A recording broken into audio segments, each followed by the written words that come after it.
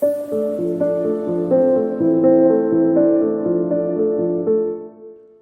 to the Wild Enthusiasm for Living podcast. I am your host, Dr. Melissa Mann.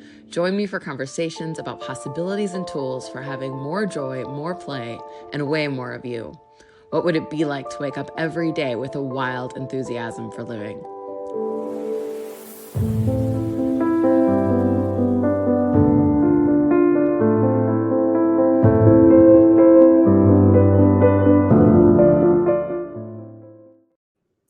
Hello and welcome to the Wild Enthusiasm for Living podcast. I'm your host, Dr. Melissa Mann, and I am here today with my new friend, James Robbins. James is a speaker and a coach and a best-selling author.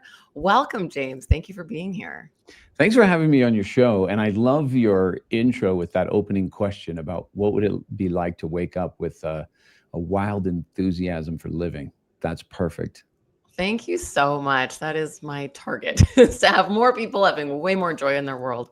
So, and that's part of what I think we're talking about here today is you just finished a book called The Call to Climb. Is that right? I did, yes, which really came out of my own journey of moments where I didn't have wild enthusiasm for living. Fair. So that's actually what I'd really love to know is if you could tell us, it's a fable, is that right? It isn't, it's more of like a self-help type fable. Did I read that? It was like you said The Alchemist meets Carl Jung. And I was like, yes. The Alchemist is my favorite book of all time. And Carl Jung is an inspiration to me. So I was like, oh, I have to read this book and I want to hear, all about it and what inspired it. And can you just tell us a little bit about it? For sure. Well, the 30,000 foot view of the book, it begins with this character, Riley, who stumbles into a remote village in the Bolivian wilderness. And only to find out that this village has been expecting them because they have been called to climb, and that there's a special mountain there that summons you to climb so that you might have a conversation with your soul. And it's a conversation you've been avoiding because you've been busy or you've been locked into old patterns. But once you're there, you really have no choice but to actually listen. And so the entire climb is about this. In a sense, the main character realizing what they should be doing with their life so they can live their path instead of everyone else's. That's incredible. And you said this was inspired a little bit by your own journey. Is that true? It was. So this goes back in time in my mid-30s. I was working in a job that was very purposeful. And a lot of people looked at me like, hey, you've like the best job in the world. And I would always like smile and say, yeah, I mean, it's amazing. But in the quiet moments, I didn't feel that at all. Like I felt unhappy. I felt depressed. I felt stuck. And I always would be asking the question, like, what's wrong with me? Like, I should be happy in this role, but why am I not? And it was during that time, I just kept pushing through what I call the nudges from the soul, right? Those moments of that want you to really get honest with yourself, but I didn't want to because I sensed that being honest with myself probably meant a change, and change can be scary. The devil we know is better than the devil we don't, and so I just kept pushing through, and eventually I just crashed and burned, and then finally at that moment I had to start listening. Wow. So how did you know? Like you said, you crashed and burned. Was something in your life just kind of fell apart, or you were like, I just can't do this one more day? Or like, how did you know you were like at the end of the line with that? For me, it was actually physically. Like I was on the road traveling around, and I came home one day and I felt like really tired. I wasn't sure why. And the next day I woke up and I thought, whoa, something's wrong. Like nothing in my body would move. It almost felt like my body had been filled with lead. And I couldn't move, and it really scared me. And I thought, okay, this will go away, but it didn't. And I started going to the doctor, all these tests, they're checking me for lupus, and all these tests come back. They're like, nope, you're totally fine. And I thought, okay, something else is wrong here. And it was a 3-month journey back from that.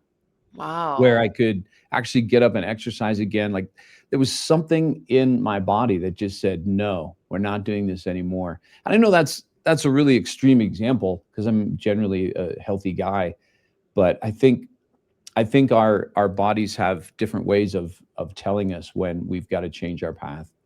Absolutely. And, I think sometimes our bodies will, knock us on the head when we're like not listening, and it's kind Yeah, of for like we sure. ignore things and ignore things and ignore things. And then eventually your body's like, no, you will not move from this bed until you change your life. So, Exactly. what a gift it sounds like, even though it was probably frustrating and challenging at the time, it sounds like your body actually showed you that something had to give and something else was possible. So, Well, go ahead. sorry, I was going to say, as you know, that a lot of times that's the catalyst for a change, right? When we face some sort of crisis, it doesn't have to be a health crisis. It could be a relationship crisis, or we go through a divorce or something. And then cue the moment where we start to go inward. And it was during this time I came across the work of Dr. James Hollis, who's a well-known Jungian psychoanalyst. And he's a brilliant writer. And I was reading one of his books called Finding Meaning in the Second Half of Life. And he talked about avoiding the appointment with the soul. And so really that's where the idea of the book came. 15 years later, the book would finally, come out, but the seed was planted there. I love that concept about an appointment with your soul, and it really spoke to me. And then later I thought, wouldn't this be cool if this was in sort of a story format, that somebody actually was avoiding an appointment with their soul, but they were brought to a place where they could no longer do that.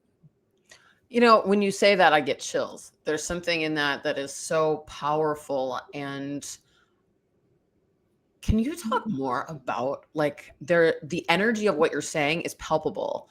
And I'd love to hear, I'm sure people are like, so what does an appointment with your soul mean? What does that look like? Can you explain that a little bit more? So as I learned about myself, that there was so much of what was driving me was things from my parents, things from society, things from even the work culture that I was in. That what I began to realize was that the path I was on, though it was a path that was socially acceptable and everyone thought that's your path, there was something inside of me that like this is not my path. And I really do believe, whether you want to call it soul or psyche or your inner life or consciousness, that I mean, all of us are a miracle that we're even here. I think it's like 1 in 400 trillion chance that you're born, like, which puts the lotto odds to shame. The fact that you're here, the fact that you have fingerprints that are different than any human being on the planet, even if you're an identical twin, like there's some unique signature. You're a historical event that will never be repeated. And there's got to be a reason for that. And I came to realize for me that our purpose in life is to really let the soul express itself. It's sort of like we're like an oak seed, right? The oak seed just wants to become an oak tree. It doesn't really care what anyone thinks. But our road is different in that we're socialized as we're young, and then we think, well, I want to be something, but I don't want to get cast out by the tribe either. And then that becomes sort of the tension in a lot of our lives is, do I follow my heart? But then what will people say? So that's what I began to discover, that was the tension, because if I truly, truly wanted to follow my own path, then I knew that meant coming out of my comfort zone, getting judged, having people not like me. And it seems bigger at the time until you go through that. But that's what it was for me. Well, thank you so much for saying that. And I think that's something that so many people struggle with, and that's so relatable, that people sort of either know that there's something out there for them that's greater than what they're doing, even if what they're doing seems perfectly wonderful to everybody else. And there is, sort of that two-parter, the fear of, can I do this? And like, what if I fail? And then on top of it, what is everybody going to think? If I'm choosing this at all, and then if it doesn't work. And so much of that fear of judgment from the world. And you said the getting cast out of the tribe, and I think that is such a uh, common anxiety factor, which obviously is, biologically makes sense, from caveman times and all of the things. But it's so interesting how much that still holds as part of our um as part of our general like fear that is within so many people. So I'm curious, like, just knowing that and knowing how many clients of mine have struggled with that exact sort of thing you're talking about, how did you overcome that? How did you say, screw it, I'm doing it anyways? Yeah, well, that's a big part of it right there. Screw it, I'm doing it, I'm doing it anyways. Because, I grew up on a small cattle ranch in the foothills of the Rocky Mountains. I was this redheaded, shy kid, grew up with all these insecurities. And then, funny enough, my life would be speaking on a lot of stages, which is just such a counter thing. But even speaking on stages is very different than your tribe judging you once you get used to that, because it's just kind of this mass group of people who don't know you. But it's, for me, it's more that inner tribe that I care most about, and I think that's an ongoing process.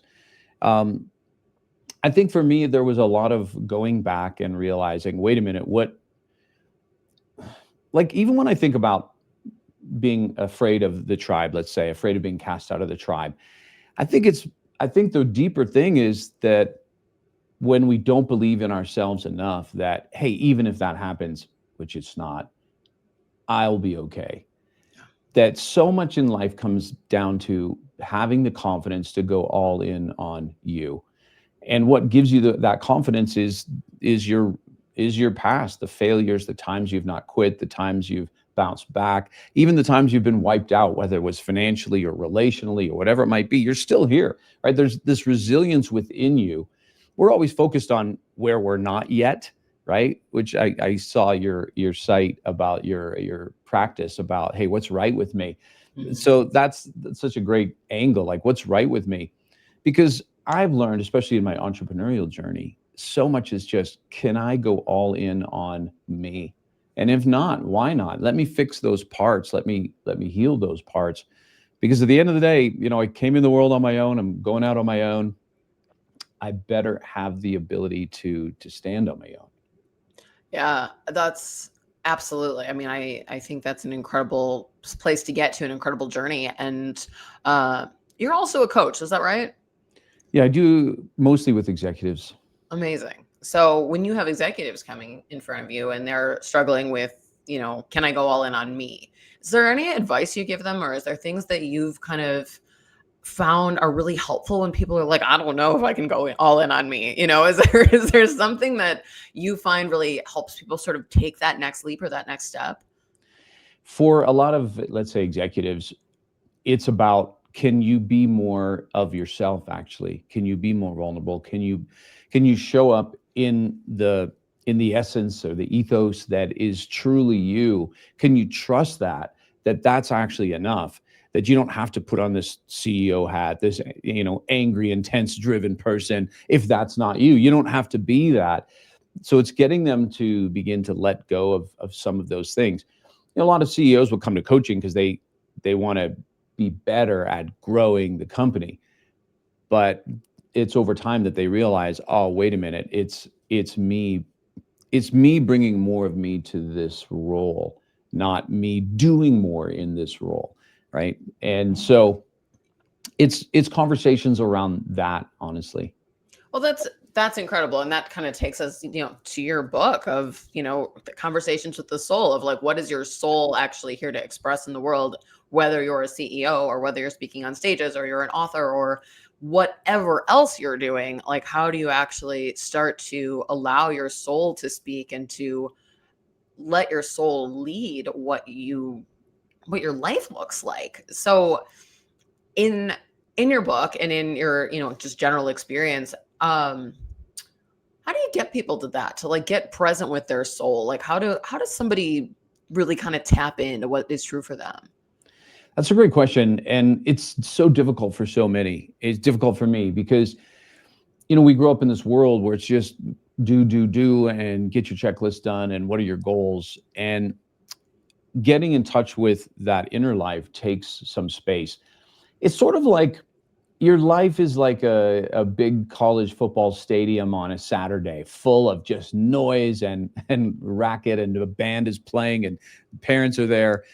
And you can't hear anything there because you're in the moment. But truly, it's like going down the tunnel, down a stairs, down another long hallway, and opening this back closet.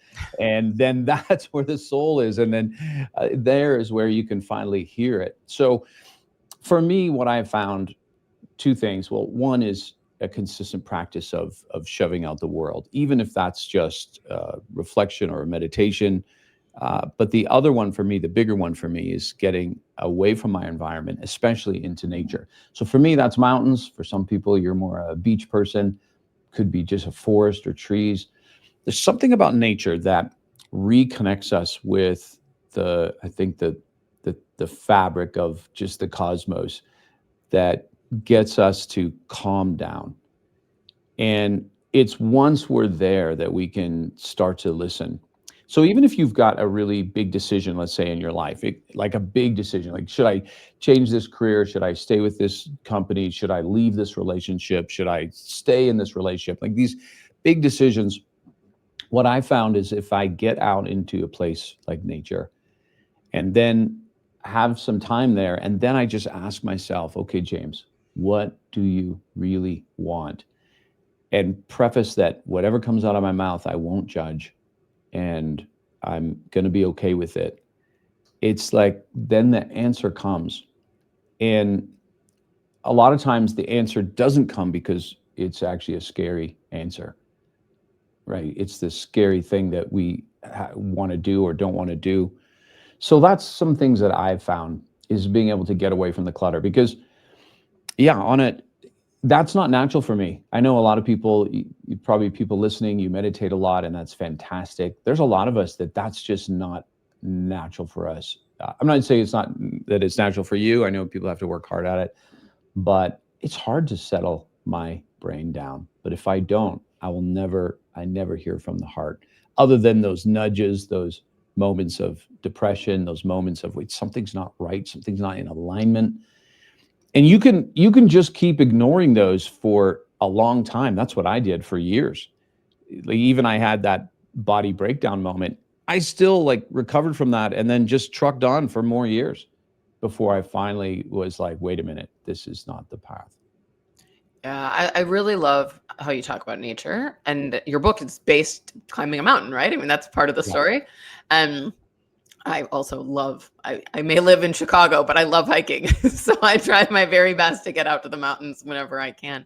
And there is something, even here in the forest of, where you can finally hear yourself, where like I love your football stadium analogy. I don't think I've ever heard that before, and I'm going to use it. It's such a great analogy of, there's so much noise all the time in our lives. There's so much noise coming from everywhere.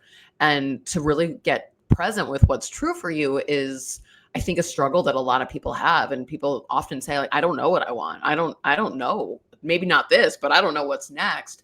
And so I love that, of like getting really present with yourself, whether it be hiking or, going and finding a, deserted beach, or going somewhere where you can really be present with your thoughts and ground in the earth, and then get to that space of like, okay, what is actually true? And I love also that you talk about meditating. And, I think that's something a lot of people try and sort of do and come back to and leave. And I'm kind of like that too. I'll meditate for, months on end, and then I like won't for like 3 months, and, but I love that, when you actually make it a practice and part of your life, it really does change how you can get present with you.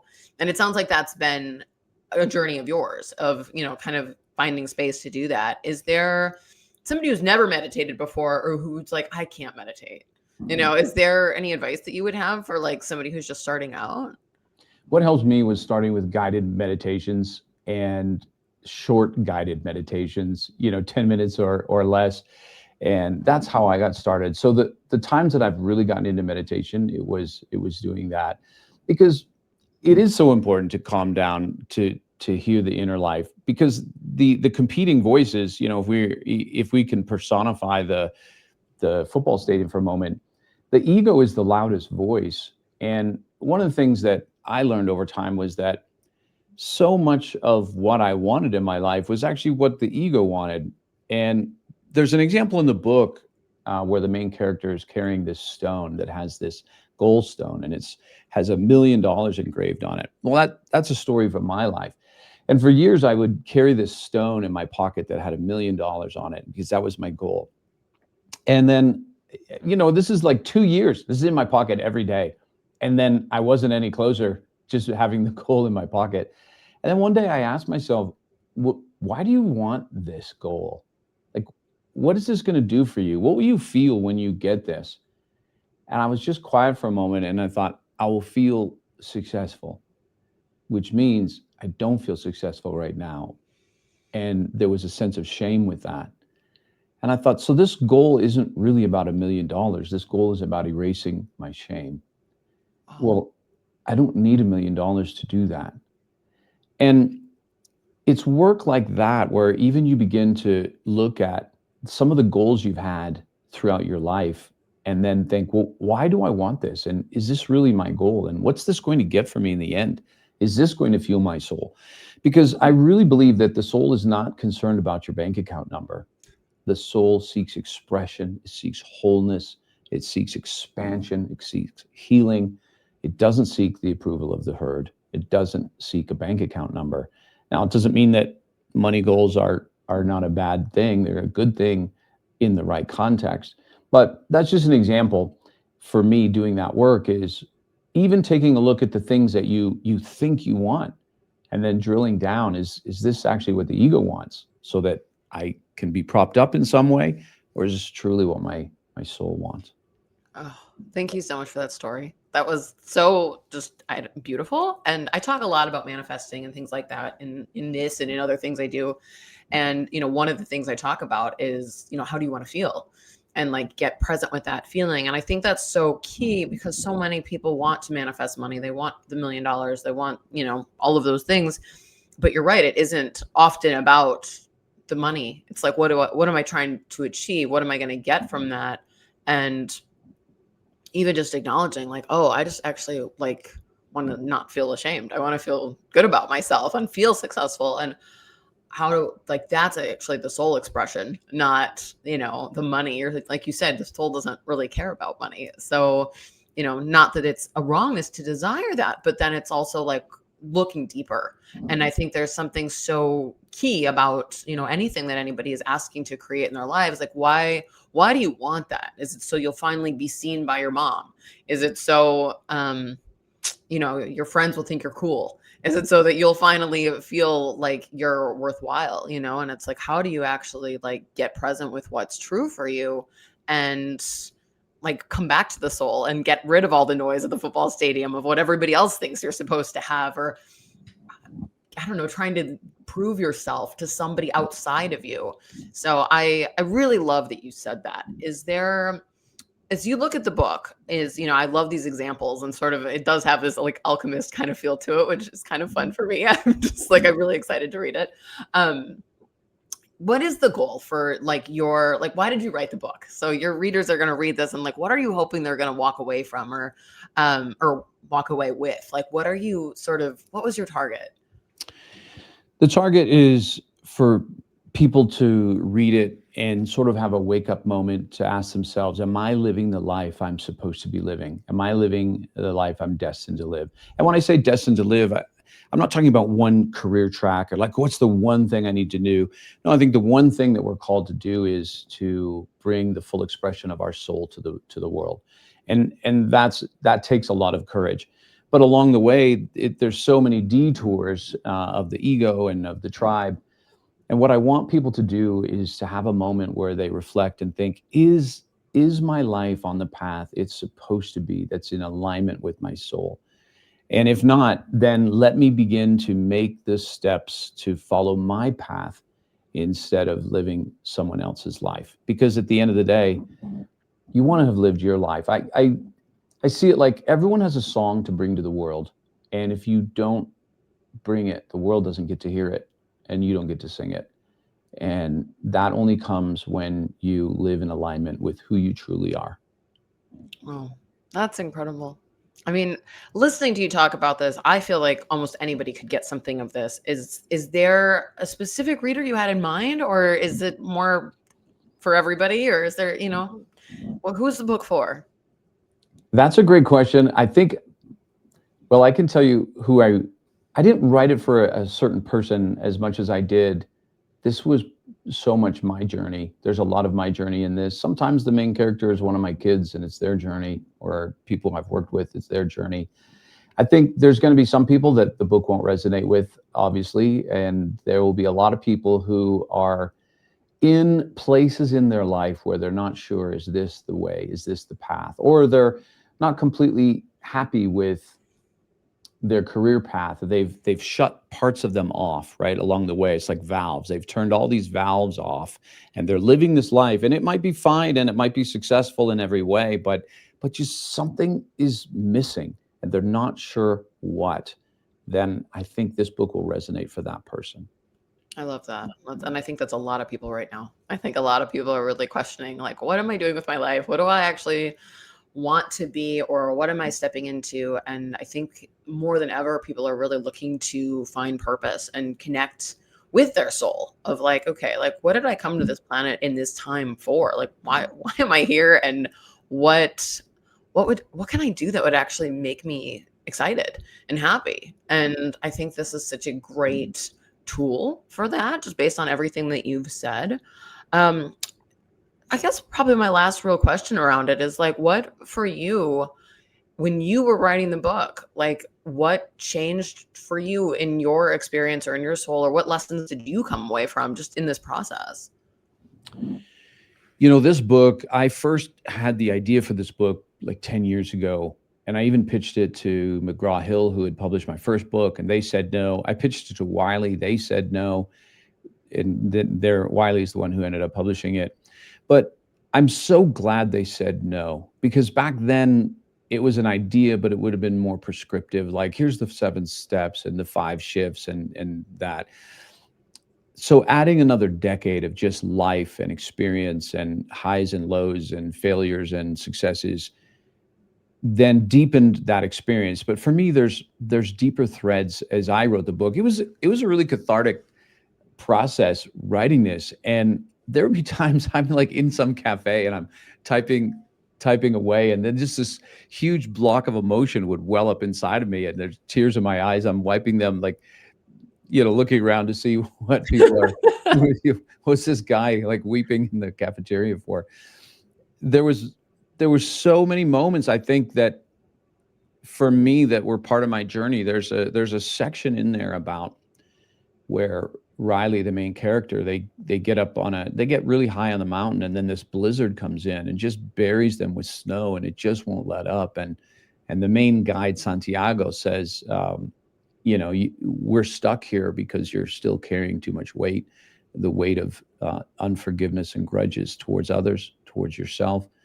And, of course, the character really, pushes back against this. That's not true, but they're stuck there. And then Riley gets to this point where they realize, I've just got to let all this stuff go. Like, I've been carrying so much like shame and guilt and grudges and anger and frustration, and they've got to let it go. So, even moments like that came out of my own life, and things that I've had to go through, and who doesn't have to forgive at least one person. And I think the larger theme for me, and I don't know if people would pick this up when they get the book, but the larger theme is that you're not forgotten. That regardless of what you've gone through, and breakups and setbacks, and feeling like dreams you wanted that now are not going to materialize for you, sometimes we can feel this, like, I've been forgotten by God, by the cosmos, by the universe. And that's just simply not true. And I think this book, that's one of the, maybe a hidden theme. Maybe it's hidden too much, but for me, that's what it was. This idea of, you're not forgotten. There's still a plan. And don't worry, but listen, and then keep climbing. Wow. That's so beautiful. James, this has been such a wonderful conversation. I'm so grateful that we got to do this today. Thank you so much for that. How can people find you if people want to, find your book and find you personally? What's the best way for people to find you? The best way, if you want to find the book, is you can go to iwillclimb.com, iwillclimb.com. And of course, you can find me on LinkedIn, connect there. Let me know that you heard this interview on Dr. Melissa's show. Would love to connect for sure. Amazing. Thank you so much. And I think that's all I got for the day. So thank you for being here, James. And thank you all for listening. And I will see you sometime in the world soon. Thanks, Dr. Melissa.